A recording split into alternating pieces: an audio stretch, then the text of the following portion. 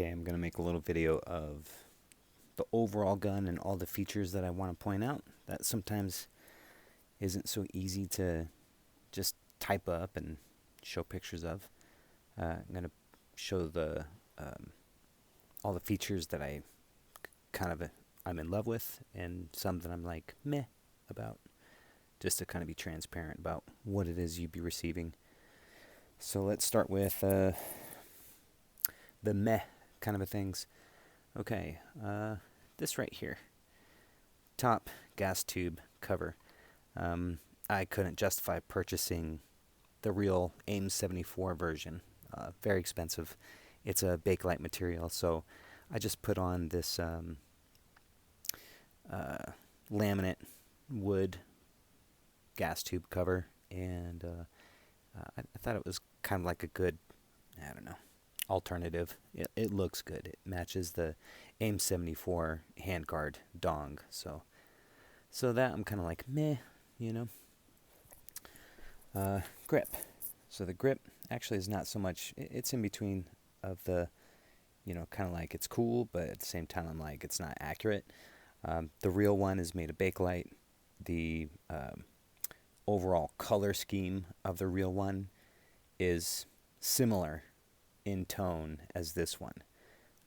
Lots of pictures of military personnel carrying their weapon, and this is the one that I felt was as close as I can get.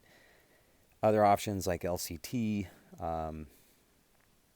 is not even close, just in my opinion. I actually don't even think it looks like Bakelite, but for some reason everybody thinks it looks realistic. I don't agree. So this right here is like the best alternative in my opinion, and it's also very solid. Brand, couldn't tell you. I purchased a handful of different grips to find one that fit well and looked good, and this was like a no-name brand that I got from some really odd retailer out in the south somewhere. But I'm actually happy with it. So, and I went through a few grips before I finally settled on that one. Let's see, another meh. Okay, so this right here, charging handle. I'm super happy with it. It's very tough. It's an E&L charging handle. It was cut off, re-welded back on. There was a section that there's a section of it that kind of like dings that part of the dust cover, and because of that, the charging handle doesn't go as far as an E&L charging handle normally would go. It just goes there. It won't break, nothing like that. It's strong. But there was some imperfections in the welding. I did a little bit of refinishing, and there were some areas where there was like, not like cavities or anything, but just sort of like dips of where the welding was done. And I filled it with I think it's called it's like a aluminum weld or something like that. And then I filed that down, and then I painted it with some black acrylic paint. So it looks like that. And I think my plan is to recoat just that particular area. We'll see. I personally think it's very trivial, and I don't think anybody would actually care. But the angle, I mean, shit. If you're an AIM-74 fan, that's great. Okay. Right here. This was on the receiver, and at first I was kind of like, that's retarded. I can't believe somebody scraped that into the receiver. But then I realized it's very typical of what you would find on a lot of AIMS and AIM-74. Most of it, that trench art is on the wood, but every once in a while you'd see that stuff on dust covers and receivers and magazines, and I just went with it. So I'm going to call that trench art right there. I would appreciate if it were someone's like girlfriend's name, but instead it's just like, I don't even know what to call that. And of course, as far as accuracy goes, this is just not, typical Romanian, but what can you do? I can only do so much. So those are the meh kind of a things, but there's a lot of really good things about this that I like. I spent quite a bit of time wearing down the finish here. I used real world references. I used a couple models that I personally own that display natural wear.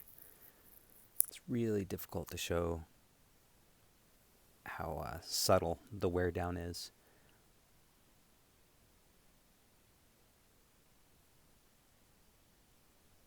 But this was all brand spanking new before I did this, and I tried to get all sorts of details like bayonet lugs. I tried to give those kind of a worn down look.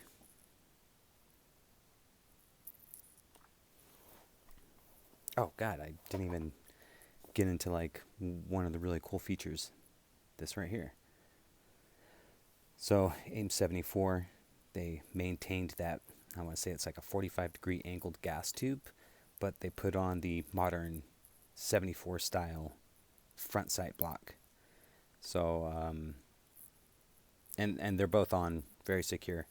So I essentially took an AKM front section, and I removed the front sight, and then I took another E&L 74 front sight, took it off that, and then put it on here.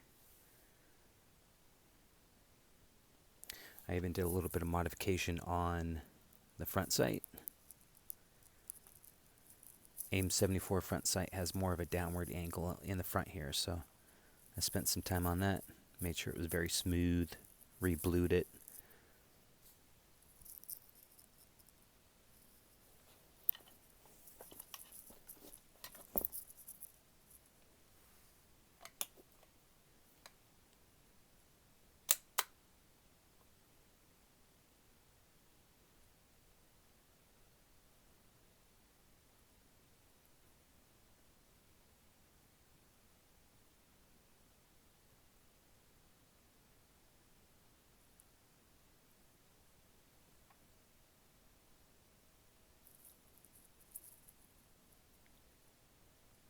Even spent a little time making this hinge point look worn down.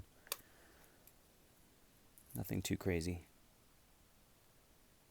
Tiny bit of wear down on the stock. Nothing too crazy at all.